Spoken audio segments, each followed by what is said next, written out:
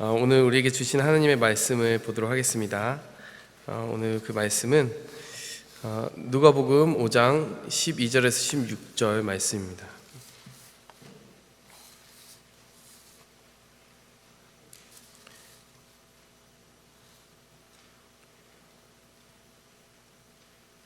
누가복음 5장 12절에서 16절 함께 읽도록 하겠습니다. 제가 읽도록 하겠습니다. 예수님이 어떤 마을에 계실 때였다. 온몸에 문둥병이 번진 사람이 예수님을 보고 엎드려 주님께서 원하시면 저를 깨끗이 고치실 수 있습니다 하였다. 예수님이 그에게 손을 대시며 내가 원한다 깨끗이 나아라 하고 말씀하시자 즉시 그의 문둥병이 나았다. 그때 예수님은 그에게 너는 아무에게도 말하지 말고 제사장에 가서 내 몸을 보이고 모세가 명령한 예물을 드려 내가 깨끗해진 것을 사람들에게 증거하여라 하고 말씀하셨다. 그러나 예수님의 소문은 더욱 널리 퍼져서 많은 사람들이 예수님의 말씀도 듣고 병을 고치려고 모여들었다. 그러나 예수님은 자주 조용한 곳으로 가셔서 기도하셨다. 아멘. 우리가 지난 시간에 말씀을 나누면서 이런 이야기를 하였습니다. 여러분, 우리가 정말 기대하고 바라야 되는 기적은 물고기가 많이 잡히는 기적이 아니라 물고기가 가장 많이 잡힌 그날 그 만선한 배를 버리고 예수님은 갈 수 있는 기적, 내가 예수님께 잡힌 한 마리의 물고기가 될 수 있는 기적, 그게 예수님이 바라는 기적이다라는 것을 우리가 말씀을 통해서 살폈습니다. 우리가 종종 그 본질을 헷갈리기 때문에 하나님을 믿으면 늘 고난이 없고 고통이 없고 늘 하나님을 믿는데 왜 이런 일이 생기느냐라고 하는 우문, 잘못된 질문을 던지는 경우가 있다는 것입니다. 여러분, 우리는 결코 고난과 아픔으로부터 자유한 삶을 약속받은 것이 아닙니다. 그 가운데서도 내가 하나님의 사람으로 끝까지 살아갈 수 있느냐라고 하는 부르심을 받은 것입니다. 여러분, 그 부르심 가운데 살아가는 놀라운 은혜와 기적이 우리 삶 가운데 끊임없이 일어나기를 바랍니다. 오늘 본문 말씀은요, 여러분, 그 부르심을 그렇게 살아가신 한 분의 이야기를 우리에게 보여주고 있습니다. 누구시죠? 네, 예수님이 바로 발음이 태죠. 예수님이 바로 그러신 분이시죠. 여러분, 예수님이야말로요 가진 것이 많으신 분이셨잖아요. 부족한 것이 없으신 분이셨잖아요. 근데 그분이 바로 우리를 위하여 모든 것을 비우고 내려오셨습니다. 여러분, 사순절은 바로 그렇게 십자가의 발걸음을 우리에게 향하셔서 우리를 구원하시기 위해 자신의 모든 가지신 것을 버리신 십자가의 발걸음을 기억하는 40일을 말합니다. 여러분, 예수님을 보면 하나님의 마음을 알 수 있는 것이죠. 여러분, 세례교육을 받는데 어떤 분이 저에게 이런 질문을 하더라고요. 일반 계시에 대해서 나눴어요. 하나님이 지으신 천지와 만물을 보면 하나님을 알 수 있다, 하나님을 어느 정도 알 수 있다, 하지만 하나님의 구체적인 성품과 그 생각에 대해서 깨닫는 것은 어렵다, 이런 부분을 나누고 있었어요. 근데 그 형제가 이렇게 얘기하더라고요. 맞는 것 같다고. 그냥 삶에 일어나는 일들만 가지고 하나님을 판단하기에는 하나님에 대한 판단이 너무나도 자주 바뀐다라는 거죠. 힘든 일이 생기면 하나님이 나를 사랑하나? 또 좋은 일이 생기면 하나님이 나를 사랑하나? 이렇게 그 상황에 따라서 하나님에 대한 확신과 감정이 여러 번 바뀌는 것을 보게 된다는 것이에요. 여러분, 우리의 믿음의 기초가 상황 속에 있어야 될까요?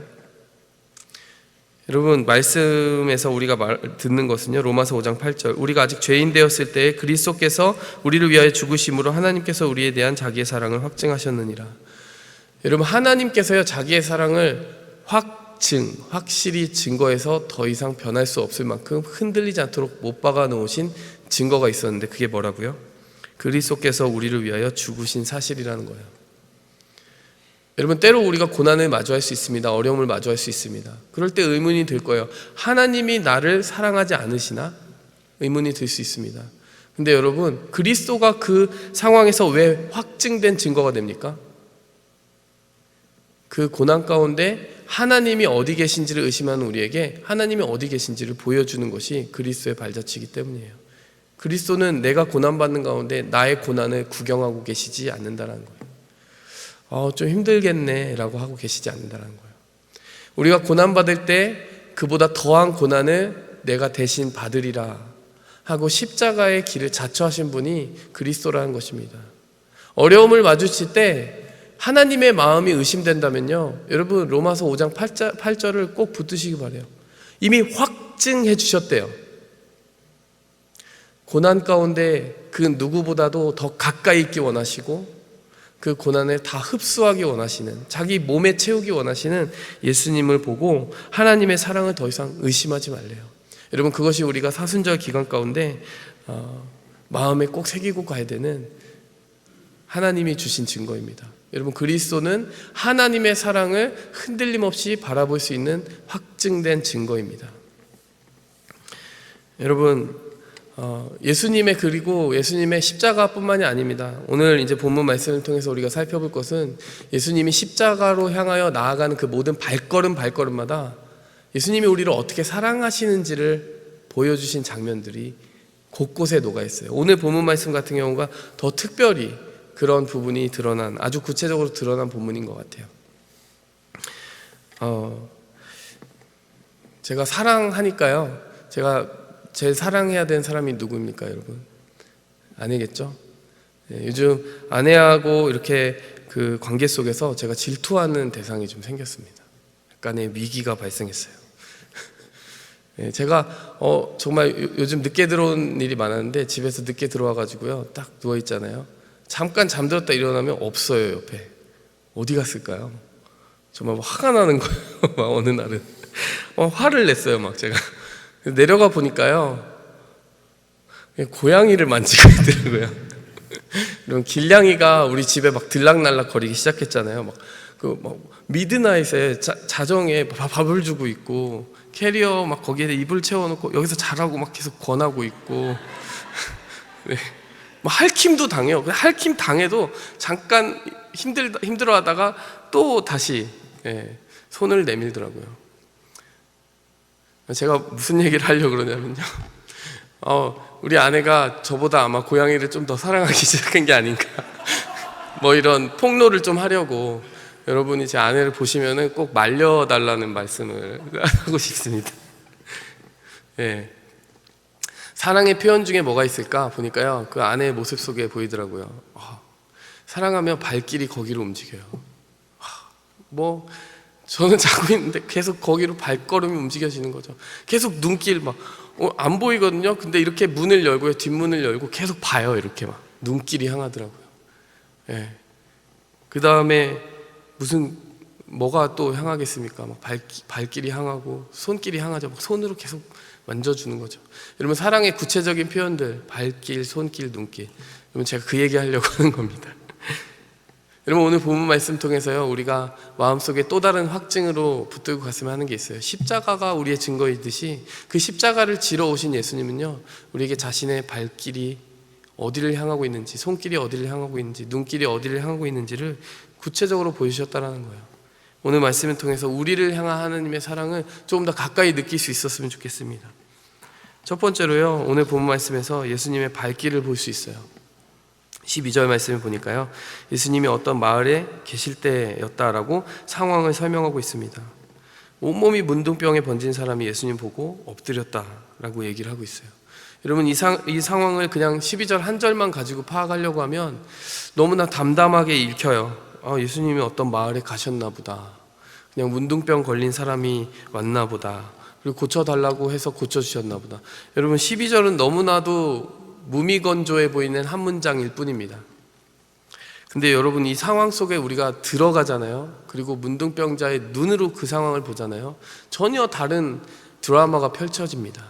여러분, 특히 가장 큰 위기는 바로 어떤 마을이라고 하는 단어에 있습니다. 여러분, 예수님이 어떤 마을에 가셨는데요, 그 어떤 마을은 굉장히 위험한 곳이었어요. 누구에게 위험한 곳이었을까요? 문둥병자에게 위험한 곳이었습니다. 여러분, 혹시 아세요? 문둥병자가 당시에 사람 사는 마을에 아무렇게나 통행할 수 없었다는 사실 아십니까? 여러분, 저번에 하영록 목사님 오셨잖아요. 하영록 목사님 아버지가 목회자였고, 또 어려서 그 부산에 있는 나환자촌에서 사역을 하셨기 때문에 어린 아들이었던 하영록 목사님도 그곳에서 같이 나셨다, 이렇게 거기서 계속 자라셨다라는 얘기를 우리가 들었죠. 근데 학교 다닐 때마다, 자기가 나 환자도 아닌데 학교 다닐 때마다 거기서 같이 산다는 이유만으로 돌을 그렇게 많이 맞으셨다고 얘기하잖아요. 막 이마에 돌 맞아고 피 주르륵 흐르고 수도 없이 맞고 멸시를 당했다는 거예요.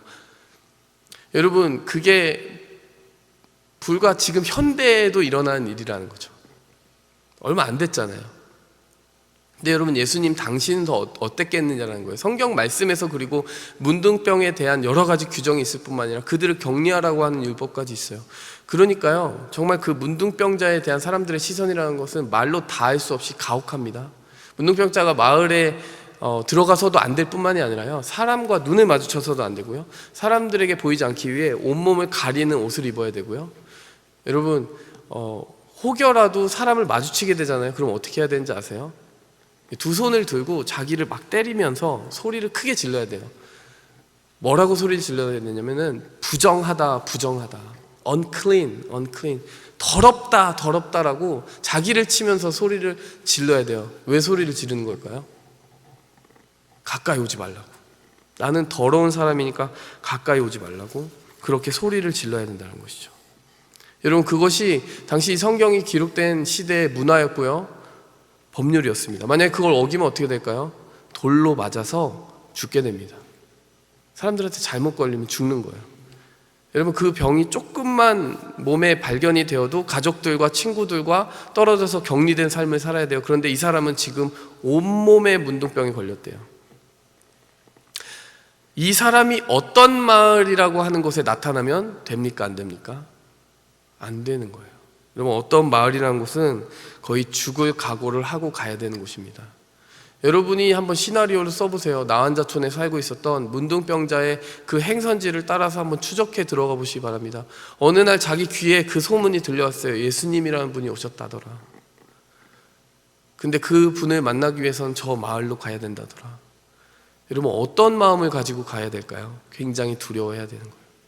여러분, 그냥 가야 되는 게 아니라요, 막 골목골목을 숨어 다녀야 되는 거예요. 여러분, 우리 같으면 예수님 어디 계시냐고 사람들한테 물어볼 법도 하잖아요. 물어보지도 못해요. 물어봤다 맞아 죽습니다. 물어보지도 못하고요, 그냥 사람들이 어디로 가는지 발걸음을 보고 추측하면서 겨우겨우 숨어서 가야 되는 거예요. 들키지 않아야 됩니다. 만약에 들켰다면 큰일 나니까. 막 심장박동이 두근두근거리고 땀이 나고 동공이 막 커지고 엄청난 간절함 가운데, 두려움 가운데 그곳을 찾아갔을 거예요. 여러분, 그리고 지금 예수님을 만난 그 장면에서 문둥병자가 어떻게 행동을 합니까? 털썩 엎드립니다. 그리고 이렇게 얘기해요. 주님, 원하시면 저를 깨끗하게 고치실 수 있습니다. 여러분, 이 기도도 저는 참 가슴이 아파요. 이 내용 전체적인 분위기 속에서 배경을 알면 이 문둥병자 입장이 참 가슴이 아프지만, 이 말도, 이 기도도 너무 가슴 아프지 않습니까? 주님, 저 고쳐주세요 라고 말하는 게 아니에요. 지금 당당하게 고쳐주세요가 아니에요.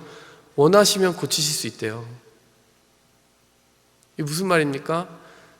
내가 문둥병자로서 사람들 앞에 나타나는 것도 옳지 않은 일이고, 선지자인 당신 앞에, 선지자 정도로 알았을 거예요.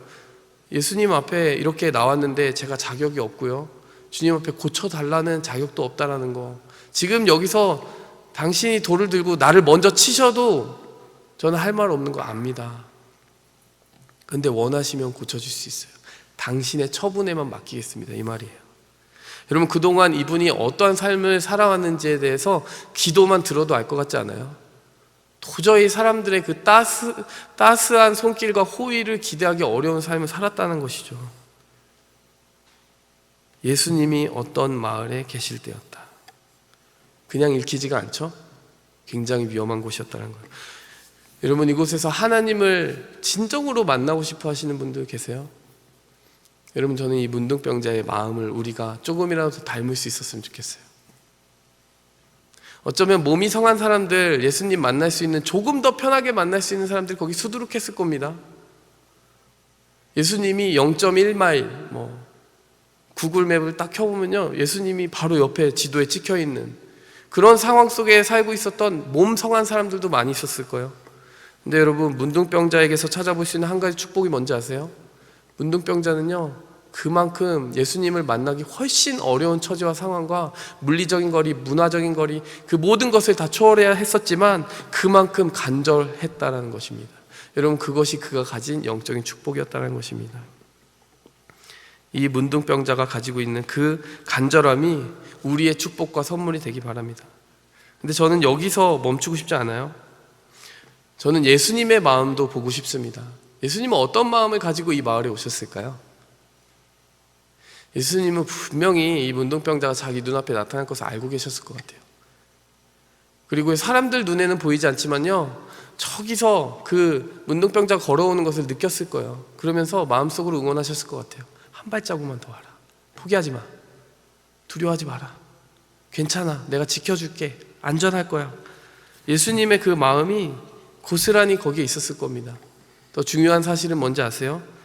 예수님에게 그 마을은 안전한 곳이었을까라고 질문을 했을 때 문둥병자에게도 그 마을은 두려운 곳이었지만요, 예수님께도 안전하지 않은 곳이었다는 것입니다. 왜 안전하지 않았을까요? 오늘 14절 말씀 보시면요, 예수님이 병을 고쳐주시고 나서 이렇게 말해요. 너는 아무에게도 말하지 말고 제사장에 가서 내 몸을 보이고 모세가 명령한 예물을 드려 네가 깨끗해진 것을 사람들에게 증거해라. 여러분, 이게 어떻게 들리세요? 문둥병 고침을 받았으면 지금 막 광고를 해야 되잖아요. 근데 예수님이 그걸 감추라는 거예요.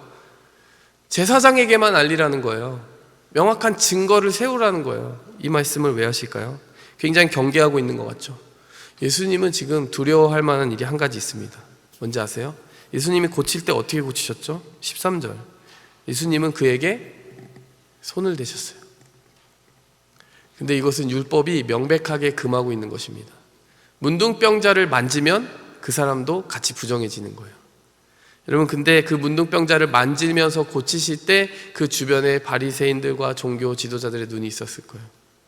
예수님이 그 마을에서 문둥병자를 기다리셨을 뿐만이 아니라 손을 대서 고칠 때 예수님은 자기의 몸에 위험이 다가왔다는 것을 아셨을 거예요.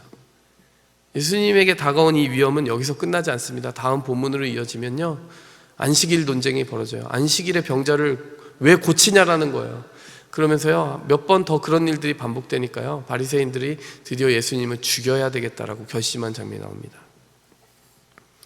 여러분, 이 마을 가운데 간 것, 그리고 문둥병자를 마주쳐서 문둥병자를 피하지 않고 받아주시고 고치기까지 한 것, 만지기까지 한 것, 이 모든 것이요, 여러분, 문둥병자에게만 위험한 퀘스트가 아니라 예수님께도 굉장히 위험한 퀘스트였다는 거예요. 여러분, 예수님의 그 발길 속에 우리가 그 예수님이 얼마나 큰 위험을 감수하고 우리에게 오셨는지에 대한 그 마음을 느낄 수 있었으면 좋겠어요. 여러분, 우리 자신을 한번 살펴보시기 바랍니다. 우리는 영적으로 문둥병자가 아닐까요? 여러분, 온 사회로부터 격리되어 있고, 여러분, 무감각해져 있는 그 상태를, 육체적인 상태를 육체적인 문둥병이라고 한다면, 여러분, 영적인 문둥병은 뭐예요? 우리가 스스로를 하나님과 격리하는 것, 사람들과 이웃으로부터 격리하는 것, 미움과 다툼과 질투와 그 수많은 증오로 담을 쌓고 살아가는 것, 여러분, 그게 문둥병 아닙니까? 영적인 문둥병이에요. 그런데 그 문둥병을 고치시기 위해서 예수님이 우리에게 오신 거죠. 예수님 자신은 그 대가로 말미암아 십자가를 지셨어야 되는 거예요. 예수님이 회복해 주시고자 했던 것은 감각이었습니다. 내가 너와 함께하고 있다는 감각, 하나님과 같이 살아가야 된다는 감각, 하나님을 무시하고 살았던 우리에게 정말 그 구원의 소식을 주시기 위해 예수님의 발길이 우리에게까지 다가왔다는 겁니다. 여러분, 우리가 그 발길 속에서 예수님의 사랑을 발견할 수 있기를 바랍니다. 여러분, 두 번째로요, 예수님의 눈길 속에서 우리는 그 사랑을 발견할 수 있습니다. 오늘 본문 말씀을 보시면요, 예수님이 어떤 마을에 계실 때였다라고 시작을 하잖아요. 근데 실제로 원어 성경을 보면 우리가 여기서 발견하지 못한 한 가지 단어가 더 들어 있습니다. 그게 어떤 단어냐면요, 이두라고 하는 단어예요. 헬라어로는 이두라고 발음을 하고, 영어 성경에서 번역이 될 때는 보통 behold라고 하는 단어로 번역이 돼요. 제가 보니까 킹 제임스 버전하고 NAS 버전에서는 이 behold라고 하는 단어를 그대로 살려서 번역을 했어요. 보라라고 하는 단어예요. 근데 다른 NIV나 NLT, NRS 이런 단어, 이런 번역본에서는 이 behold라고 하는 단어가 빠져 있더라고요. 한국 번역본에서도 보라라고 하는 단어가 빠져 있습니다. 여러분, 보라라고 하는 단어가 왜 의미가 있습니까? 제가 세어보니까 누가복음 전체에서 56번 등장하는 단어예요. 어떤 경우에 주로 이 단어가 쓰였을까? 우리가 이해할 수 있는 그런 경우에 많이 쓰였어요. 천사가 나타났을 때, 가브리엘 천사가 나타나서 사가랴에게 이런 말을 해요. 보라, 이 일이 이루어지기까지 네가 벙어리가 되리라. 주목하라, 이런 뜻이에요. 주목하라, 보라. 네가 네 표적을 믿지 않았기 때문에 벙어리가 될 거야. 여러분, 마리아에게 가브리엘 천사가 말할 때 보라, 주목하라, 네가 수태하여 아들을 낳으리니 예수라 하라. 엘리사벳이 마리아를 만날 때 보라, 네가 나에게 인사할 때 내 뱃속에 있는 아이가 인사했어, 같이 인사했어. 복중에서 뛰놀았다. 여러분, 보라라고 하는 단어 언제 쓰였습니까? 굉장히 놀라운 하나님의 방문, 하나님의 일들, 하나님의 표적이 이루어질 때 보라라고 하는 단어가 쓰여졌어요. 굉장히 특별한 일들, 굉장히 주목할 만한 일들, 굉장히 소중한 일들이 일어날 때 behold, 보라, 주목해봐, 여기 아주 특별한 일이 일어나고 있어 라고 하는 강조점을 찍을 때 이 단어가 쓰였다라는 것입니다. 근데 여러분, 오늘 본문 말씀 보세요. 보라, 문둥병자를 보라, 보라, 문둥병자를 보라. 여러분, 이와 같이 쓰인 용법은 우리의 기대를 약간 벗어나지 않습니까? 여러분, 누가복음 7장 12절에서도요, 나인성 과부의 죽은 독자, 그 죽은 아들 때문에 고침을 받기 원하는 그 장면에서도 보라. 7장 25절에 보니까 감옥에 갇혀있는 세례 요한을 묘사하면서 보라, 감옥에 갇혀있는 세례 요한을 보라. 7장 34절에 옥합을 깨트린 한 죄인, 어딘가에서는 이제 전승에서는 창녀다 이렇게 이야기되어지고 있는 예수님의 그 발을 머리로 씻은 사람들이 멸시하는 그 여인 보라. 8장에는요, 죽어가는 아들을 데리고 회당장 야이로 보라, 거기에도 보라가 쓰였어요. 그러면 9장 38절에 보면 귀신 들린 아이를 고쳐달라고 데리고 오는 그 아버지를 보라. 여러분, 13장에는요 18년 동안 귀신 들려서 몸이 펴지지 않는 한 여인 나오는데 거기서도 보라. 14장에서는 고창병에 걸린 한 사람이 나오는데 보라. 19장에서는 세리장 삭개오, 사람들이 욕하고 수근거리고 손가락질하는 세리장 삭개오를 보라. 여러분, 앞에 마리아나 엘리사벳이나 이런 신앙의 거장들은 이해가 돼요. 봐라, 주목해봐라. 근데 여러분, 이 본문 말씀과 같죠? 누가복음을 숱하게 살펴보잖아요. 우리가 기대하지 않던 곳에서 이 behold라고 하는 단어가 계속 반복해서 나타납니다. 우리가 보지 않는 사람들, 우리가 보고 싶어하지 않는 사람들, 우리가 외면하고 싶어하는 사람들. 여러분, 그 사람들에게 대해서 예수님은 어떻게 하신다는 거예요? 보라라고 하신다는 것입니다. 예수님은 그들에게 무대를 하나 세워주시는 거예요. 그리고 그들을 그곳에 세워주시는 거예요. 스팟라이트를 쪼여주시는 거예요. 내 아들아, 내 딸들아, 너의 무너짐과 너의 깨어짐과 다른 사람들에게 공개할 수 없는 감춰야만 하는 그 아픔과 상처와 문둥병이 너에게는 수치인지 모르지만 나는 그것을 세상 가운데 나의 일을 드러내는 영광의 징표로 사용하겠다. 보라. 여러분, 예수님은요 발길로만 우리를 찾아오신 것이 아니라요, 찾아오셔서 우리를 정면으로 바라봐 주신 분이십니다. 여러분, 오늘 본문 말씀 보면서요, 혹시 예수님의 눈길이 어떻게 나를 바라보고 있을까 상상했을 때 예수님이 참 나를 호의적으로 바라볼 수 있을 것 같지 않아 라고 상상이 되는 분들은요, 여러분, 그 상상한 생각들을 고치시기 바랍니다. 오늘 말씀은 분명히 얘기하는 거예요. 예수님은 우리를 정면으로 보시는 분입니다.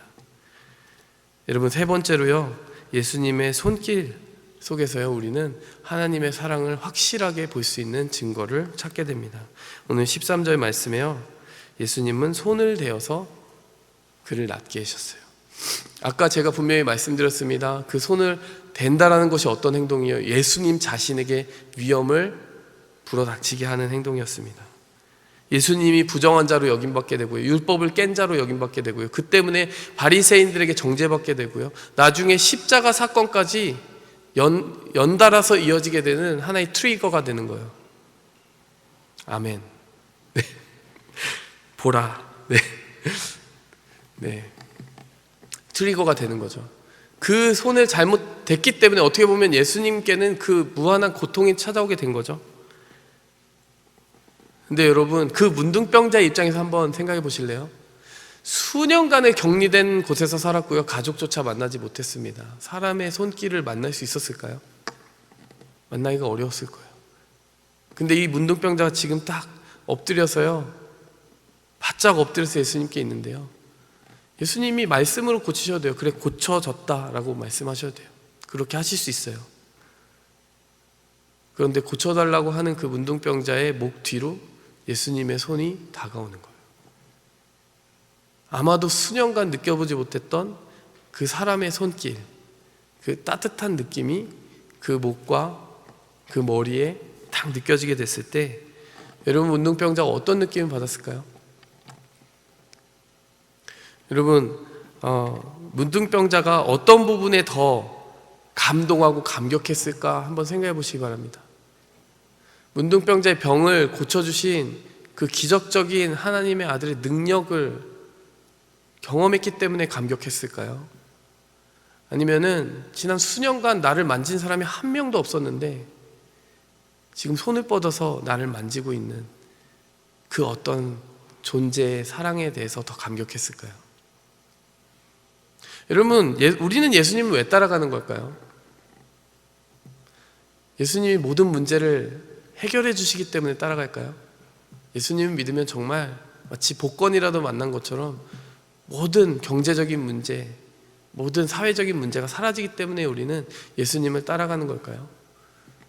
여러분, 우리는 신앙의 이유를 분명히 알아야 됩니다. 우리가 바라보고 있는 저 십자가가 이야기하고 있는 메시지가 있어요. 우리는 예수님이 뭔가 이 세상에서 말이 되는 방식으로 우리에게 축복하지 않으셔도 예수님이 우리를 품어주신 그 사랑만으로 충분하다라고 이야기하는 그 동기만으로 우리는 신앙생활을 하고 있는 것입니다. 물론 우리를 기다리고 있는 부활도 있어요. 치유도 있어요. 아픔도 없고 눈물도 없는 그 천국이 기다리고 있습니다. 그곳에는 뭐 금이 깔려 있다라고 그래요. 진주문으로 된 성이 있다라고 그래요. 하지만요, 우리가 신앙생활의 동기를 묻잖아요. 정말 하나님을 만난 사람은 그것 때문에 하나님 믿는다고 얘기하지 않습니다. 나를 사랑하사 자기 몸을 버리신 하나님의 아들을 믿는 믿음 안에서 사는 것이라. 여러분, 그 사랑을 아는 사람이 정말 하나님을 아는 사람입니다. 여러분, 오늘 본문 말씀 속에서 우리가 이 세 가지를 꼭 마음에 새겼으면 좋겠어요. 예수님은 우리를 향하여서 한 번도 멈추지 않고 발걸음을 해주시는 분입니다. 예수님은요, 사람들이 손대지 않는 그곳에, 나의 보이지 않는 상처에 손을 대시는 분이십니다. 이런 문둥병자의 그 몸에 손을 대셨을 때 문둥병만 해결된 것이 아니라 그의 마음의 상처, 영혼의 상처가 온전히 씻김받은 것처럼요, 예수님은 우리의 영혼 깊은 곳까지 치유하실 수 있는 분이에요. 나의 삐뚤어진 마음들, 공격적인 생각들, 미움들, 하나님이 기뻐하시지 않는 영적인 문둥병까지 치유하실 수 있는 분입니다. 그리고 예수님은 우리를 사랑으로 바라봐 주실 거예요. 말씀을 맺으면서 그런데 몇 가지 더 당부하면서 적용했으면 좋은 포인트가 있어요. 무엇이냐? 예수님이 그런 분이구나. 예수님이 나에게 오신 그 따뜻한 발길이고 손길이고 눈길이구나. 여러분, 여기서만 만족하면요, 여러분, 그냥 우리는 여전히 받기만을 바라는 한 인물에 지나지 않을 거예요. 그런데 여러분, 예수님께서 우리에게 적용하라 하시는 말씀이 이겁니다. 네가 가서 발길과 손길과 눈길이 되어줄 수 없겠니? 여러분, 그럴 때 우리가 예수님의 말씀을 정말 제대로 알았다라고 이야기할 수 있는 것입니다. 여러분, 많은 사람들이요, 교회를 나가고 신앙생활을 하면서요, 이렇게 얘기해요. 하나님 사랑이 느껴지지 않아요. 제가 하나님 사랑이 느껴지는 정말 좋은 방법 알려드릴까요? 하나님의 사랑을 실천하세요. 하나님의 사랑이 여러분 지배하게 하세요. 그럼 그 사랑이 어디 있습니까? 여러분은 이미 지배하고 있는 여러분의 내면 가운데 있는 거예요. 여러분, 복음이 무엇을 말하는지 아세요? 하나님의 나라가 여기 있다 저기 있다 하지 못하리니, 물론 천국은 다른 얘기지만요, 그 하나님의 통치와 다스림과 나라는 너희 안에 임하느니라. 여러분, 구원이 뭔지 아십니까? 내가 받는 것을 넘어서서 내가 담아내는 것을 구원이라고 하는 거예요. 하나님의 통치를 여러분 안에 담아야만 여러분 하나님의 통치에 들어가게 되는 겁니다. 구원이라는 것은 내 내면과 분리되어 있는 내 외부에 있는 티켓이 아니라요, 내 내면을 채우고 들어오는 하나님의 본질이에요.